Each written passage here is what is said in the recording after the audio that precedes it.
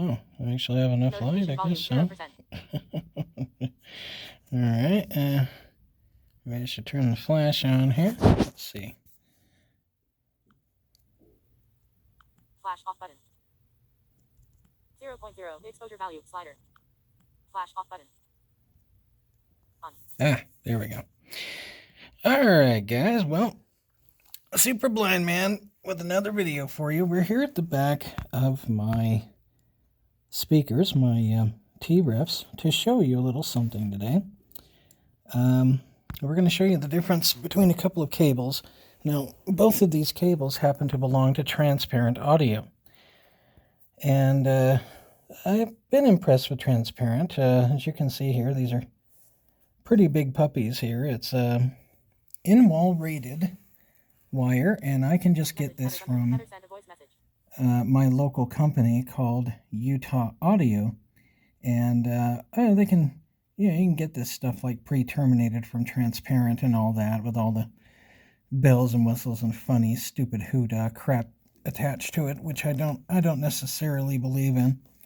But I can tell you this is one heck of of a thick wire here. Sorry, as you can see. So pretty big. This is 10 gauge. Okay. Now this one that I switched from, you can see here, is this is 12 gauge, and I have the banana plugs on there that they gave me with it. Tried to connect those, and I had to shave a bunch of conductors off to even get this stupid thing to fit on those wires, which I'm going to change on the first. I'm just going to get better, or probably the third anyway, get better, connectors that actually fit onto this gauge of wire. And as you can see, there is a pretty good difference. If I hold that up to there, you can see that the conductors there are, as you can see there, are different in size, for sure. So, they're not as big, they're not as robust, right, as these big monstrous puppies here. Let me get over to there. I'm sorry, just with me being the one doing the filming, guys, I'm very blind anymore, so give me a break. Anyway, so as you can see there, that is a comparison of the two gauges, and they're pretty, when you look at that, I mean, that's a big old, big difference. Obviously, you're going up in size by 2 gauges. So from 12, 11, and then, of course, 10 gauge. And the 10 gauge here is just, this one, it's not just the gauge. The gauge goes up, but actually the coatings around this wire are really thick. And let me talk about, introduce you to the cable. This cable is Transparent Audio's premium in-wall rated cable here. Okay, so this is their premium line. These ones are the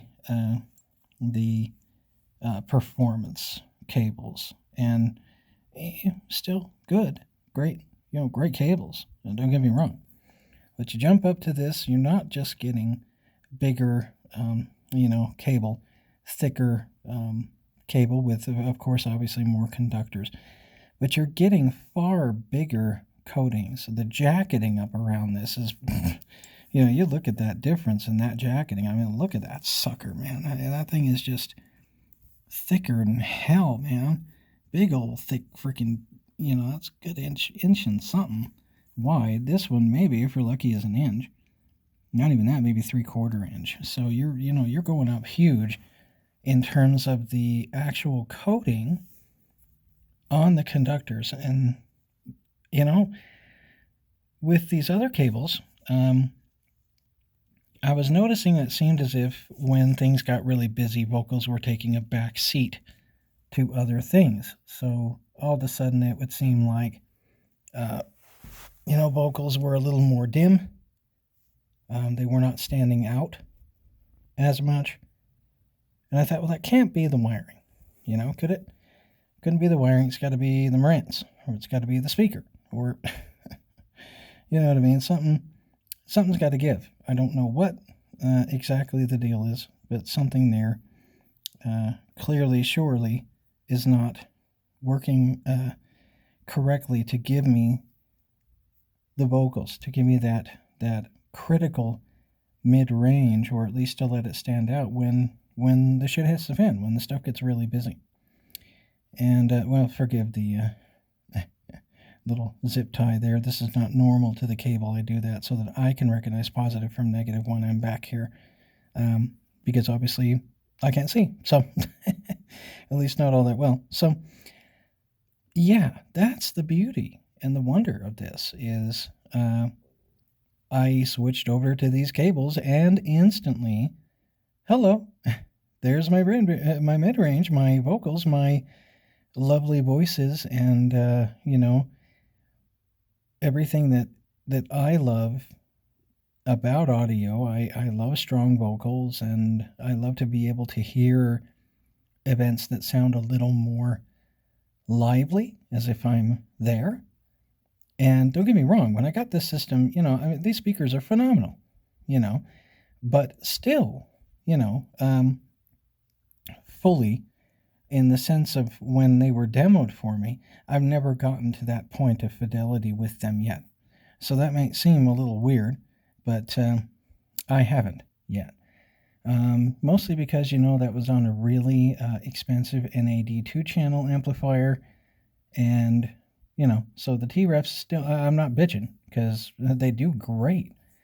One of the big problems with the T-Refs is that, man, they make you want to upgrade real bad, because they can tell you everything about the system. They're absolutely neutral, and they don't give you anything more than what your system is capable of.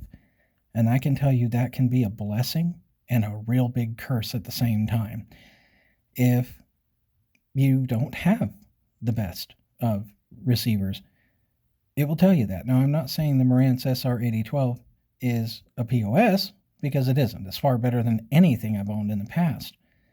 But I can say there is room for improvement, but only once I put these cables on. Now, don't get me wrong, the SR8012 has been giving me excellent imagery. Okay, the imagery is phenomenal, but when I put these on, I got just that much closer to what the NAD was showing me that day. And that surprised me in terms of imagery. And part of that also is because I didn't have these sitting in the right position in my room. I have had to play with that a lot because the soundstage doesn't represent correctly in some ways, and I think a lot of that is because the TV is in the way.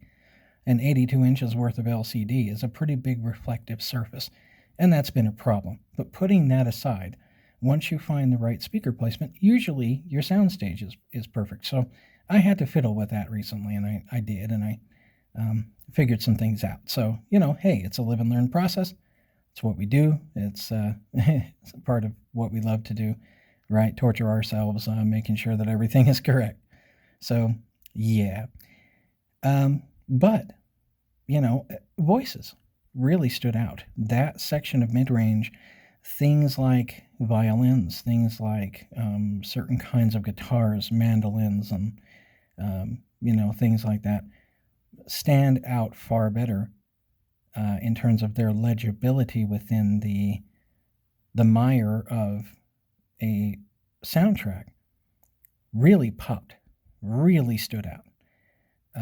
A lot more than they did on this other one, almost to the point of being a bit fatiguing, which I found strange. Pressure from sounds were so present. It was weird, and I started hearing just these weird representations of the mid-range in a way that the sound pressure was different in the room, and I thought, wow. So in the end, though, actually, I figured out part of that also was just getting the speakers placed right, and then all of a sudden it seemed to calm that down. Again, that probably was because I was just catching too much reflection off the TV. But overall, these speaker wires opened up the mid-range, opened up vocal clarity, and kept vocal clarity overall. Also, I noticed other things just started to become clearer, mid-bass and a lot more of the higher end information, beautiful things, the sizzle on, a nice fan on snare. I'm a big fan of that. I know I've mentioned it before. Fan on snare, fan on hi-hat. Wow. So delicious. And this really made that stick out. I have to tell you guys, dude, I was really happy and impressed with that to begin with. So, who is this cable for? This cable would be for those who want to take a step up from, if you do have the in-wall performance series, you've had that, you like it. You know what? Try this. The premium series is nice. Again, it had its perks over the other one. Blacks are more black, I'm going to be honest with you. The noise floor went down considerably with these cables, and I don't know. I'm not going to say these other ones are really noisy, because they weren't. They have a good thick jacketing on them, but there's just something about these.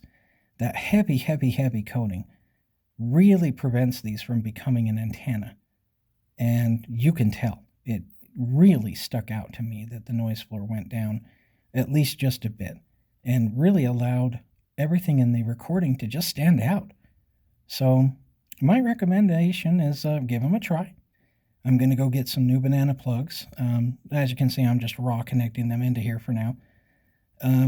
I can't do that on the receiver end, otherwise I would, so I had to cut conductors off to put them into the receiver end. But that's going to end, like I said, soon. I am going to go buy new banana plugs for those. So anyway, give them a try. I think you'll really enjoy them. The difference between those two cables were, as strange as it is to say, night and day. I've never heard such a huge difference in the same company's series of cables. Wow, really crazy. So from the Performance to the Premier, woo! I don't think I'm going to try the Reference. That would be neat to try maybe eventually, but that's like 40 some odd dollars a foot, and I'm not in the mood to pay for that. So anyway, thanks guys for watching. As always, I'm sorry about the lack of content lately. I hope you enjoyed. Hope you found this informative. Love you bunches. Come back, subscribe, like this video. It helps. And I will see you in the next one. Bye. 0.0 exposure value slider. Stop recording button.